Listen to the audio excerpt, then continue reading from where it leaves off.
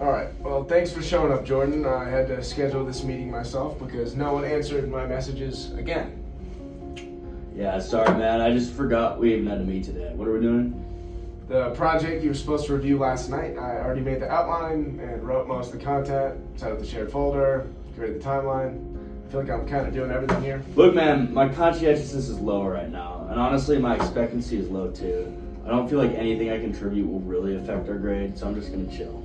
Well, that's exactly the problem. I'm trying to avoid social loafing, but when the rest of the group does nothing, I have no choice but to just do everything myself. Why don't we just reuse the format from last year? It's way less work.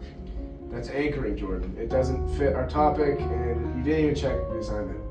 But we already mentioned that idea, so we should probably just stick with it. That's escalation of commitment, and that is literally slowing us down once again.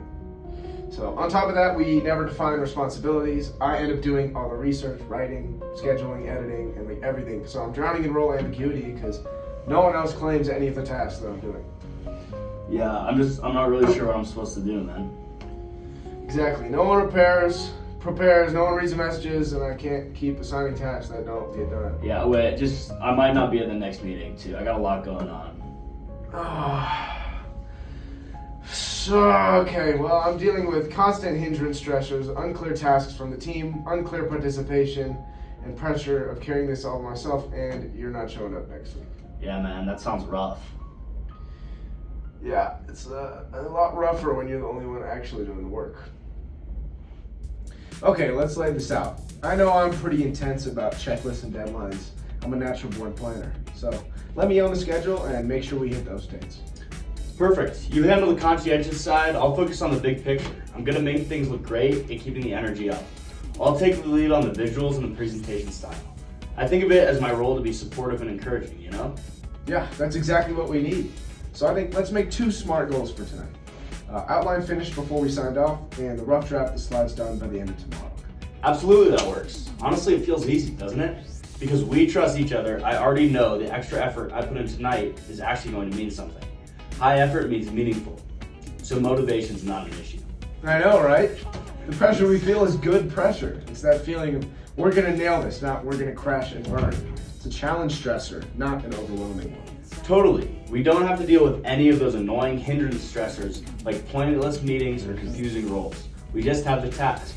It helps that we can also talk about this without getting defensive. We're both high on the agreeableness scale, so we could just skip the unnecessary conflict. Yeah, and because we talked about who does what on day one, Alex is the planner, I'm the presenter, our team task roles are clear. It makes everything we do stronger. So when I look back to everything that happened in my Comstrat group, looking at it through the organizational behavior lens, everything in scene 1 becomes clear. I was basically forced to leading the group, but not with true leadership. I was just trying to hold everything together while my teammates showed low conscientiousness and multiple of them engaged in social loafing. And this put most of the responsibility on me and none on my teammates. Yeah, and so as we were kind of trying to show in our project there, the group never really establishes formal responsibilities, and they ended up facing role ambiguity, even while Cole was doing most of that work. And his teammates' expectancy was low because they didn't believe their effort would matter, and so their motivation collapsed, and that's why they barely contributed. Yeah, and that created nonstop hindrance stressors for me. So all the unclear communication, the missed meetings, and the lack of prep, it didn't help me work, and it blocked my progress. So that's why we never developed cohesion or escaped the storming stage. And also decision-making falls apart too. Like Cole's teammates, they tried to rely on anchoring by using last year's project and our little skit there, even when it clearly didn't really apply. And when he keeps pushing the bad idea just because he's already mentioned it, that's called escalation of commitment. And it's obvious why he was stuck doing everything alone. Yeah. And when we compare that to the good team from Scene 2, the difference is night and day. So that team created cohesion early and moved straight into the performing stage. So we assigned team task roles so nobody was confused by their responsibilities. And because both teammates trusted each other, the elements of the expectancy theory actually motivated them, and those efforts led to results. Yeah, and the leadership style was different as well. Instead of the hands-off chaos that we saw in that bad skit, the good team is going to use more transformational leadership. They're going to encourage each other, and they're going to support new ideas. They also use the SMART goals, which gives structure and deadlines. That removes hindrance stressors and replaces them with challenge stressors, which are motivating instead of draining.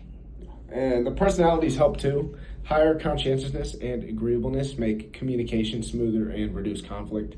And that's a big reason why the good team keeps the strong cohesion and stay productive. Same assignment, same expectations, same due dates. But there's two completely different outcomes, and organizational behavior shows exactly why. Thank you. Thank you.